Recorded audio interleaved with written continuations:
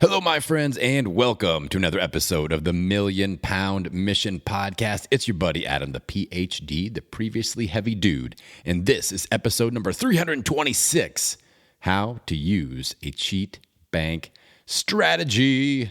And before we dive into that, let's catch up a little bit with what's going on inside of our Mission Possible community. If you have not joined our free community yet, you are missing out because this week is Challenge Week. Every third week of our 28-day cycle, we will be doing a special challenge that I concoct in my brain region. And this week we are doing a caffeine detox. So if you are somebody that just continuously needs to add more and more and more coffee, stimulants, even like nootropics, to get that, basically just to get you through the day, then this would be a really good idea where I'm going to guide you through a 7-day process of being able to either cut your caffeine consumption in half or go completely cold turkey with zero stimulants and caffeine. That's what I'm going to be doing this week. So if you want to join in on that and other fun things, like next week is week 4, we're doing hot seat sessions, one-on-ones with me and you, and we will be doing another group chat this week. Just a lot of cool stuff going on. Diving over to millionpoundmission.com and join our Mission Possible community. There's a little sign-up link in there. You will get a video series. I'm calling it a virtual welcome kit. You will be able to have a little virtual tour of all the tools that you have access to, like the hot seats, the group chats, the challenge weeks, the accountability buddies, all that stuff is in there, and it's going very, very well so far. So don't miss out. Do you have the fear of missing out? Don't. Just join our community. Be a joiner and enjoy all of the benefits. What else? What else do we have going on here? We've got our live event coming up, of course. That is in October, available at millionpoundmission.com as well. And yeah, things are going really well with the community. I love connecting with you guys. I love all the messages. I know I'm getting a lot of messages from newer subscribers. You're finding me as I do interviews on other podcasts, and you find me on social media. So welcome to you. If you need a good spot to start off with, this is episode 326, so a lot of episodes. I would start at episode 300 and work your way forward, and then once you get caught up to that, then you can dive back and enjoy from the beginning if you wish, if you dare. I know that several of you have, in fact, listened to every single episode, and I appreciate that so, so much. All right, let's talk about the cheat bank. This is something that really helps. I know that a lot of people beat themselves up when they, quote unquote, fall off the wagon on a nutritional protocol. This will change that. If you struggle with that specific scenario, this is a complete game changer. So dial in those earbuds, ladies and gentlemen. The cheat bank, it helps answer that question that I get when people say, like, when can I stop thinking and planning so hard about my food? And I just want to be able to eat. I don't have to, do I always have to think this hard? Is it always going to be this intense?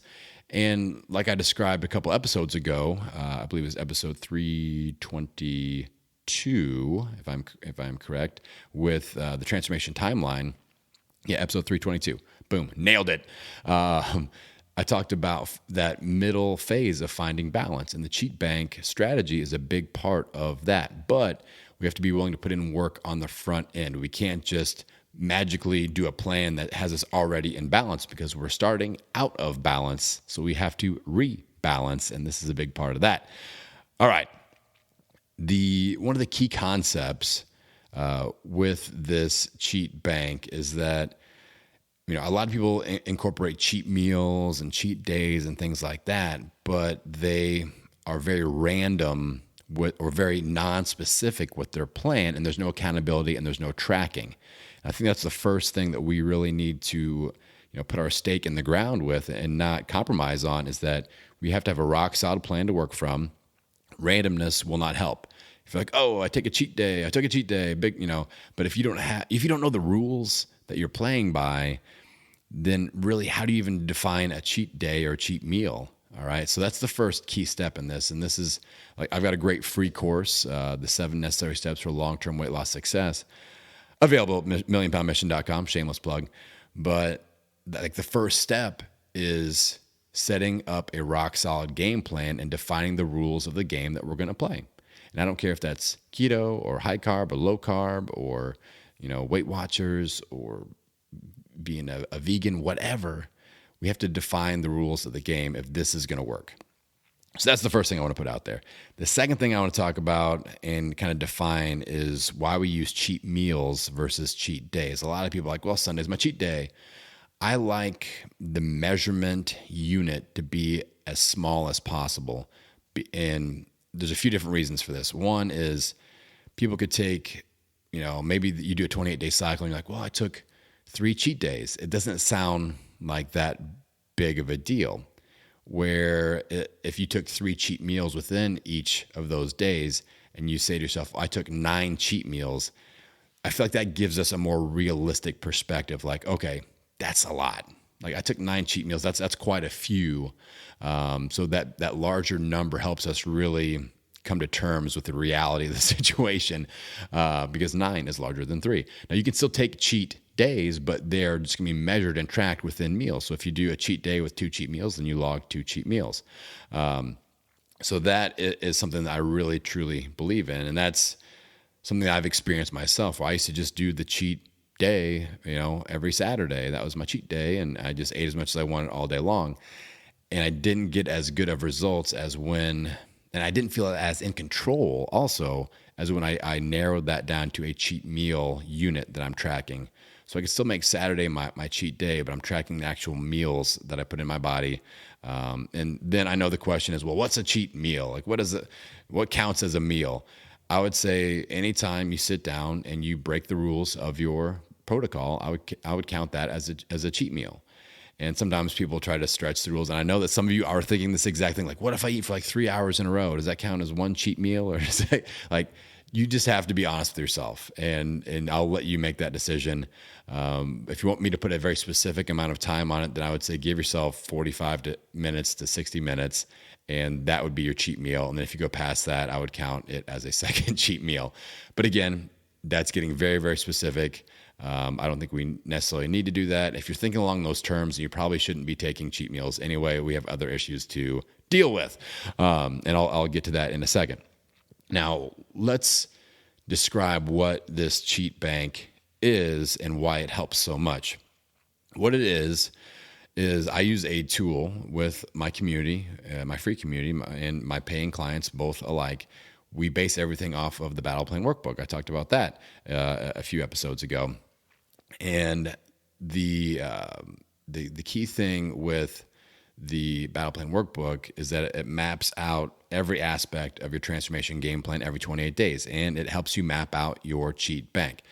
So that's the tool that I deliver the cheat bank strategy in, all right?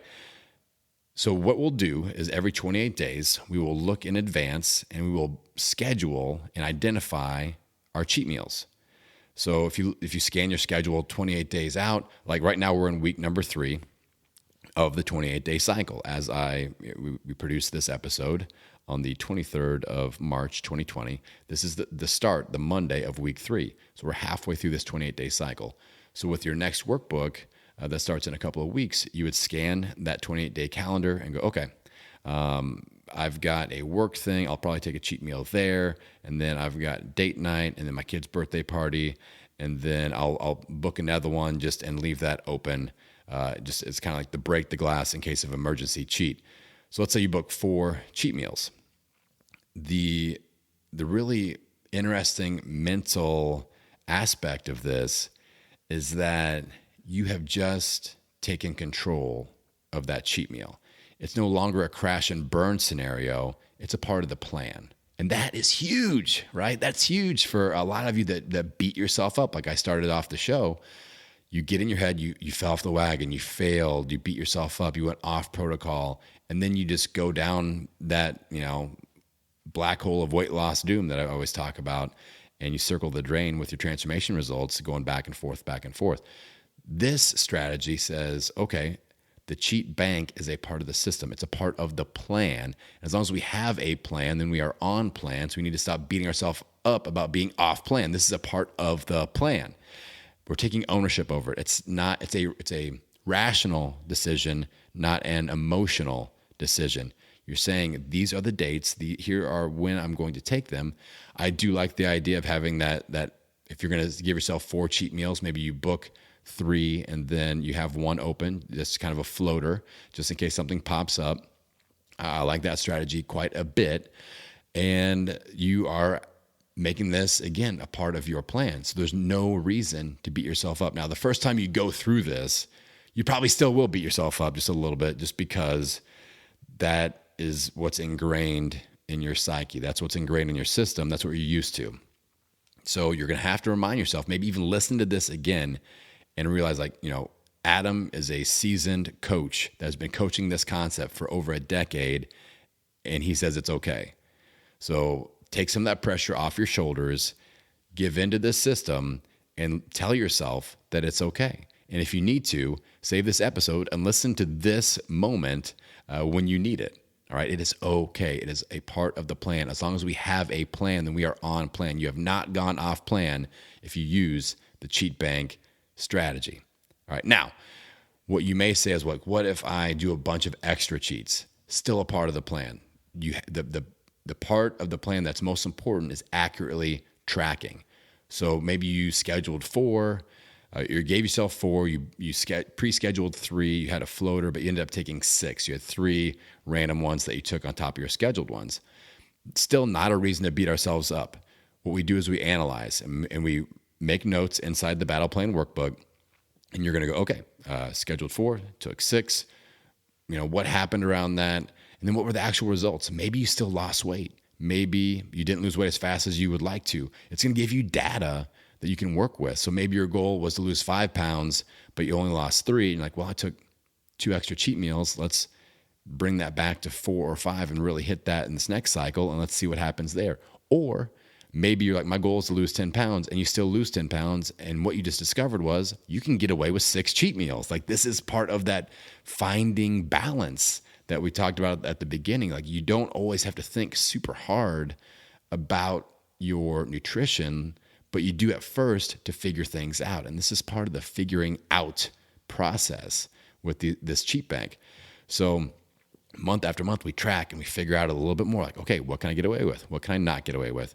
How much weight do I lose if I do this many cheats? How much weight do I gain if I go over by this many cheats? We track data. It takes effort, but within a few 28-day cycles, all of a sudden, you're getting kind of dialed in, and you realize that, okay, I can do 3 cheat meals per cycle. I feel like that gives me enough social flexibility to go out and have drinks or do a date night or do a birthday thing or a work thing. Maybe, you go on vacation, you book a certain amount of cheat meals, and you start to develop protocols for, okay, if it's a vacation cycle, then here's what works with a cheat bank. If it's a heavy work stress cycle, here's what works. And you can save these protocols that you've developed for yourself with the cheat bank and make notes, and you go, okay, next time this pops up, I know exactly what to do because I've already lived this, I've already experienced this. And each cycle, the goal isn't to do fewer and fewer and fewer cheats. It is to find the right amount of cheat meals that helps you find that balance that you're looking for as far as the goal that you're currently trying to achieve. All right, so that is the big cheat bank concept. And again, it is delivered. There's really 2 different ways that you can, if you want me to kind of hold your hand and walk you through the workbook and walk you through the cheat bank setup in video format, I've got 2 free options for that. The deeper dive is the 7 necessary steps for long-term weight loss success course. That's on millionpoundmission.com. That is a more drawn out piece by piece protocol. I'll walk you through it a little bit more of a deep dive, like I said. The other way is if you just join our free community, the Mission Possible community, again, on millionpoundmission.com. I've got a welcome video series where I do just a quick overview of the workbook, and you can download the workbook in both those places. So check that out and get started with your workbook and your cheat bank. Now, a few other points that I want to make. One of the biggest questions I get when people are setting up their cheat bank for the first time is, how many should I do in that first cycle? I tend to tell people 4, just 1 per week, schedule 3, leave 1 open in case of emergency. That's a pretty good protocol. But I feel like it's also important to do a little mini detox cycle, especially if you have been struggling with a lot of back and forth, random efforts, not really having a dialed in protocol. I would go 2 to 4 weeks strict with whatever protocol you choose. Keto, Weight Watchers, vegan, high carb, low carb, whatever it is, paleo. Just define the rules of the game. Go 2 to 4 weeks strict, no cheats, just because I know a lot of you are going to get really excited about this. And you're like, yes, cheat meals. But I feel like you can really set yourself up to succeed, and you'll kind of detox those cravings. Go at least 2 weeks for me. You can do 2 weeks, even if it's just a week. Give me a week. Give me a day. No, 7 days, absolute minimum. I would be very happy with 14 to 28 days of strict on-plan eating. Then we start to fold in the cheat bank. At that point is when I'd say, let's start with 4 and let's see what happens. All right. If you have questions about that, just let me know. Okay. Another important thing, a few things to consider. I really feel like it's important to not use the cheats as a reward. So if you hit a weight loss goal, don't celebrate with a cheat meal. I do not believe in doing your weigh-ins and having a cheat meal right after you weigh in. I don't think that's a good idea. Either I feel like I did a disservice to a lot of my early clients when we would set them up in my local boot camp. We would do weigh-ins, and then it would be cheat meals after that, or cheat day after that.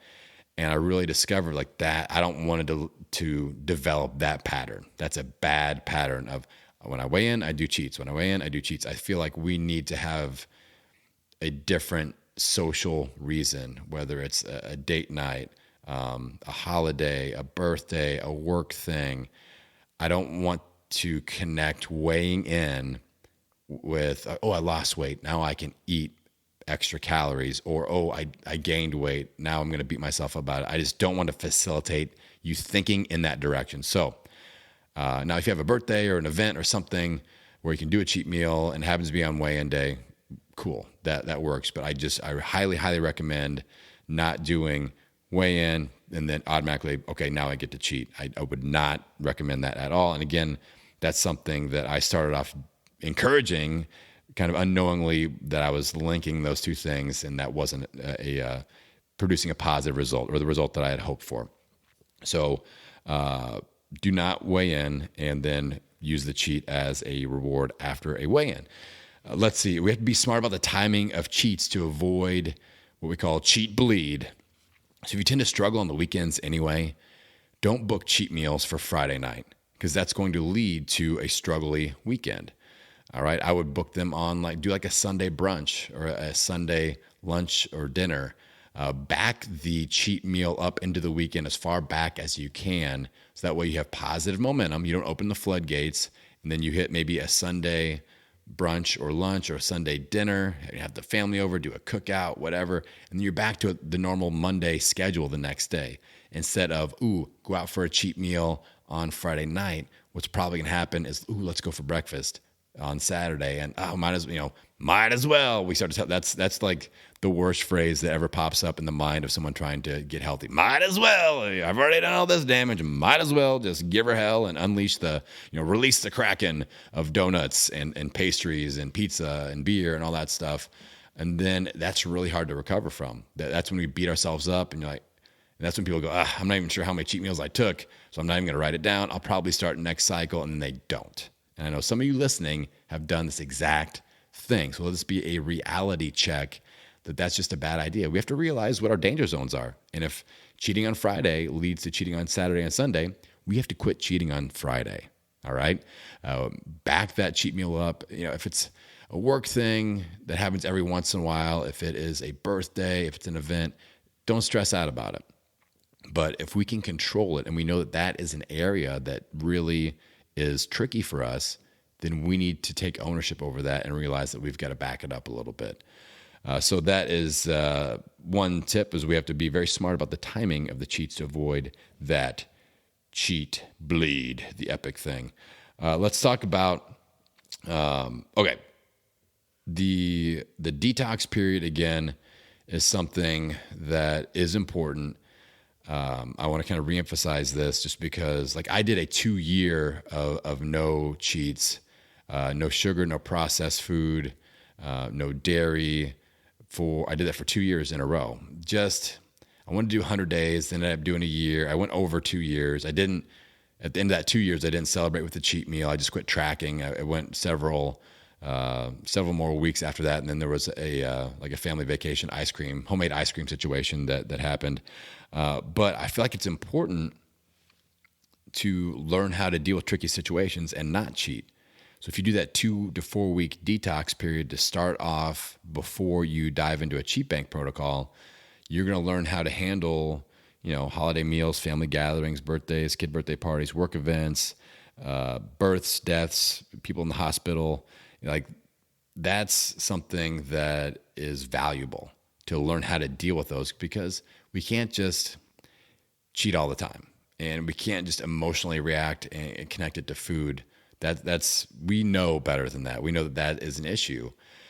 So again, I just want to emphasize having that detox period is a really, really good idea. Now, if you've been strict on your protocol and you're like, all right, I'm good, I can handle this, then dive into the cheat bank. I know a lot of you are low carb keto that listen in, like I am, and like I truly believe if you have become fat adapted, then you can get away with cheat meals and you'll bounce right back into ketosis quickly, usually within 24 hours, if not sooner than that. That's why we do cheat meals. I wouldn't recommend doing a bunch of cheat days in a row, as that'll reverse that ketogenic trend that we're looking for, and it'd be harder to bounce back from. But I totally think that you can do it. I do it every once in a while. It's been quite a while since I've had a cheat. I don't even necessarily remember, but it's been a few months.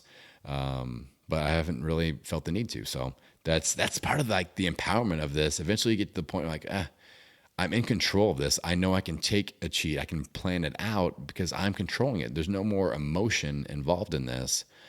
And your willpower really builds up around that. All right, let's talk about some action steps as we wind things down here. Number one, I just want to remind you that you absolutely have to have a plan to work from.